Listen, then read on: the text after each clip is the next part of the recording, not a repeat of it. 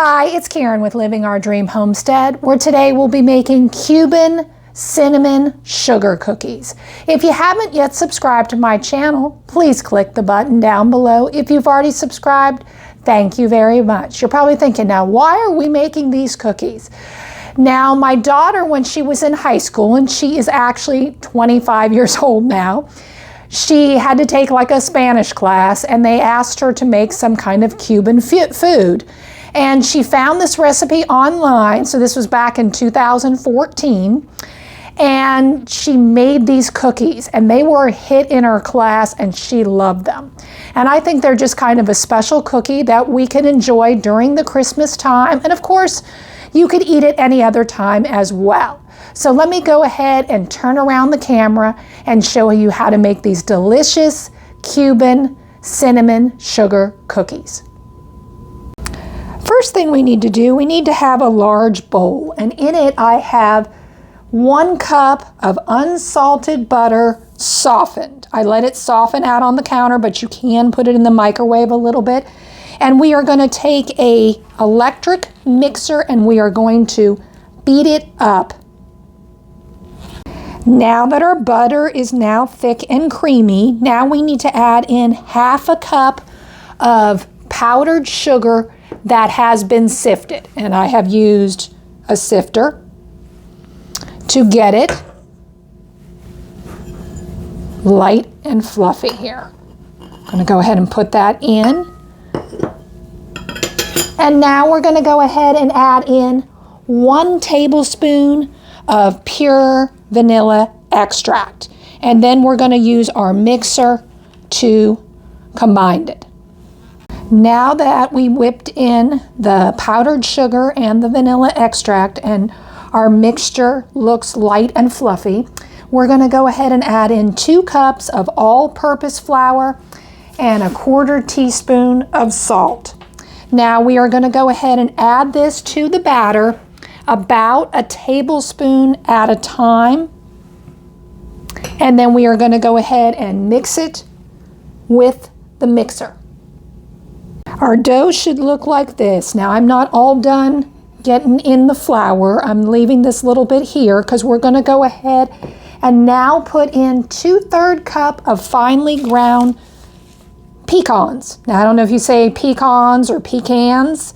I did not use this whole pack, but I only bought like a smaller pack, 1 cup, and I went ahead and pureed it up or grinded it in my food chopper to get 2/3 cup is what we need.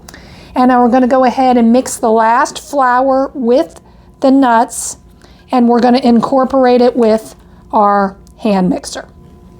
Your dough should look like this. Now we are going to go ahead and cover our dough tightly with plastic wrap and chill thoroughly. I'm going to go ahead and chill mine at least about an hour. All right, it's been about an hour and the dough definitely feels like it's thoroughly chilled. Now we are going to go ahead and roll the dough into balls, about 3/4 inch balls. And we are going to go ahead and place it on an ungreased cookie sheet. You might want to go ahead and take off any rings or jewelry that you have so you don't get it all full of dough. I'll go ahead and work on this now. Okay, well, they need to be at least 1 inch apart on the cookie sheets. Now we need to go ahead and preheat our oven to 325 degrees, and we will then put it in when our oven is ready and bake it for about 15 minutes or until the edges here are like pale gold. And then I will show you when they're done. Okay, while the cookies are baking, we're going to work on this. This is what we're going to roll our cookies in after they get out hot. So this is 1 cup of powdered sugar sifted, and we are going to be going ahead and adding 1 teaspoon of ground cinnamon. And then we are going to go ahead and mix the cinnamon into our powdered sugar. Make sure to check your cookies after the 15 minutes because mine were not the pale gold color on the sides. They do look better. I baked them an extra 5 minutes, so they went for a total of 20 minutes.